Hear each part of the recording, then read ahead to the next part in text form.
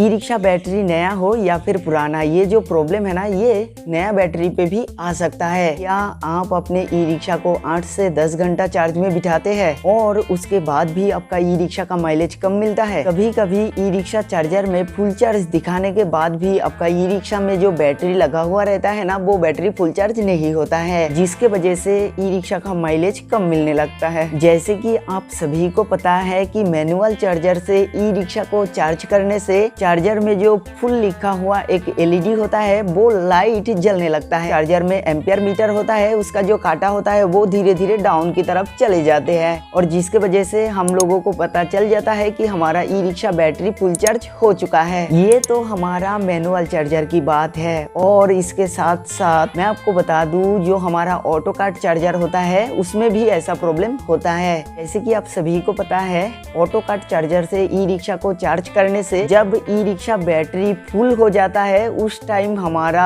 Auto cart charger का जो पंखा होता है वो घूमना बंद कर देते हैं और उसके साथ साथ जो हमारा 100% की बल्ब होता है वो भी जलने लगता है। और इस तरीके से हम लोगों को पता चल जाता है कि हमारा ई रिक्शा में जो बैटरी लगा हुआ है वो बैटरी फुल चार्ज हो चुका है। चार्जर में फुल चार्ज दिखाने के बाद आप अपने ई रिक्शा को चलाते हैं और उसके बाद भी अगर आपका ई रिक्शा का माइलेज कम मिलता है तो फिर आपको क्या करना चाहिए, वही मैं आज की इस वीडियो पे आप लोगों को बताने वाला हूँ। नमस्कार दोस्तों, मैं हूँ गोपाल। आज की इस वीडियो को शुरू करने से पहले हम आप सभी को एक ही बात बोलेंगे कि आप अगर हमारे चैनल पे नए हैं तो चैनल को जरूर सब्सक्राइब कीजिए। बगल में जो बेल आइकन है उसे प्रेस करके ऑल पे सिलेक्ट करना ना भूले, क्योंकि इससे भी अच्छा वीडियो हम आगे भी लाते रहेंगे। सो चलिए शुरू करते हैं। जैसे कि इस वीडियो की शुरू पे ही मैं आप लोगों को बताया हूँ कि ई रिक्शा चार्जर में चार्ज फुल दिखाने के बाद भी अगर माइलेज कम मिलता है तो फिर आपको क्या क्या करना चाहिए, वही मैं आप लोगों को बताने वाला हूँ अभी। इसीलिए इस वीडियो को अब ध्यान से देखिए और थोड़ा सा भी स्किप मत कीजिए। तो हमारे सामने आप देख सकते हैं, ये होता है हमारा हाइड्रोमीटर। ये हमारे सामने एक चार्जर सॉकेट है, लेकिन ये चार्जर सॉकेट के वजह से भी आपका e rickshaw battery full charge नहीं होता है। किस तरीके से फुल चार्ज नहीं होता है तो चलिए मैं आप लोगों को बताता हूँ। ये चार्जर सॉकेट जो है, इसके अंदर में आप देख सकते हैं 2 पिन लगा हुआ है। सबसे पहले आप ये पिन को अच्छा से देख लीजिए कि ये पिन में जंग तो नहीं लगा है, और उसके बाद हाथ से ये पिन को हिला के चेक कर लीजिए कि ये पिन लूज तो नहीं हो गया है। अगर लूज हो चुका है या फिर कार्बन जमा हुआ है तो फिर ये चार्जर सॉकेट को आप तुरंत चेंज कर दीजिए। अभी आपको ये चार्जर सॉकेट की तार में ध्यान देने का ज़रूरत है। जैसे कि आप ये तार को देख सकते हैं, ये तार में अगर कार्बन जमा हुआ रहेगा तो फिर आपको ये चार्जर सॉकेट को चेंज करना होगा।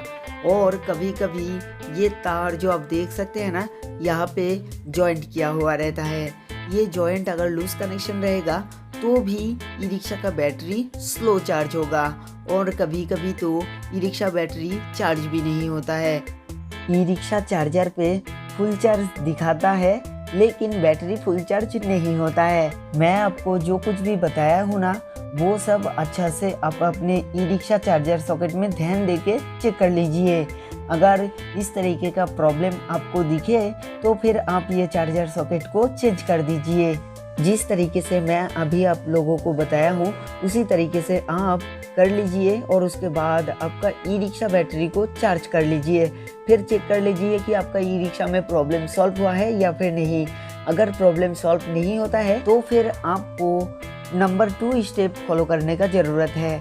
जैसे कि आप देख सकते हैं, हमारे हाथ में एक हाइड्रोमीटर है और आप सभी को पता है इस हाइड्रोमीटर के जरिए हम लोग बैटरी का जो सेल होता है वो चेक कर सकता हूँ। और नंबर 2 पे है, ये हाइड्रोमीटर के जरिए आप पता कर सकते हैं कि आपका e rickshaw battery full charge हुआ है या फिर नहीं।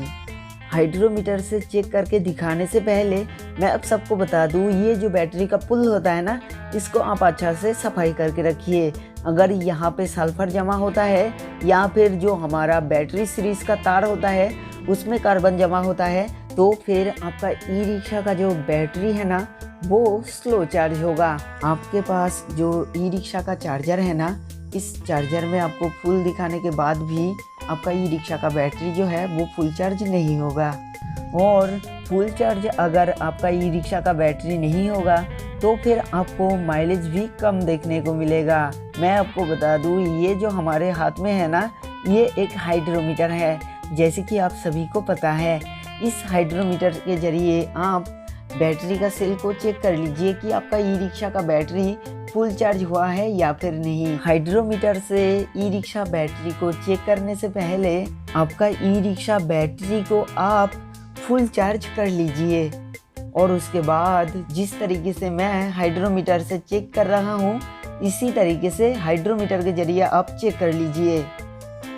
इस हाइड्रोमीटर पे अगर 1300 ग्रेविटी दिखाता है तो मान के चलिए कि आपका ई रिक्शा में जो बैटरी लगा हुआ है वो बैटरी फुल चार्ज हो चुका है।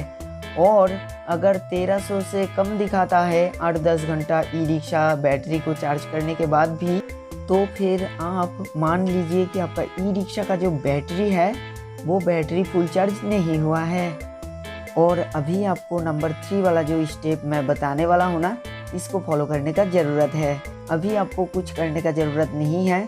जो बैटरी शॉप होता है ना, वहाँ पे आप अपने ई रिक्शा को लेके जाइए और उसके बाद बैटरी दुकान पे जो चार्जर होता है ना बड़ा वाला, उस चार्जर से आपका बैटरी को हीट कर लीजिए। इसका मतलब है आपका ई रिक्शा का जो बैटरी है उसका ग्रेविटी को उठा लीजिए। मैं आपको बता दूं कि वोल्टेज के वजह से भी e rickshaw battery full charge नहीं हो पाता है। आपका एरिया पे अगर वोल्टेज कम है तो फिर आपको स्टेबलाइजर लेने का ज़रूरत है।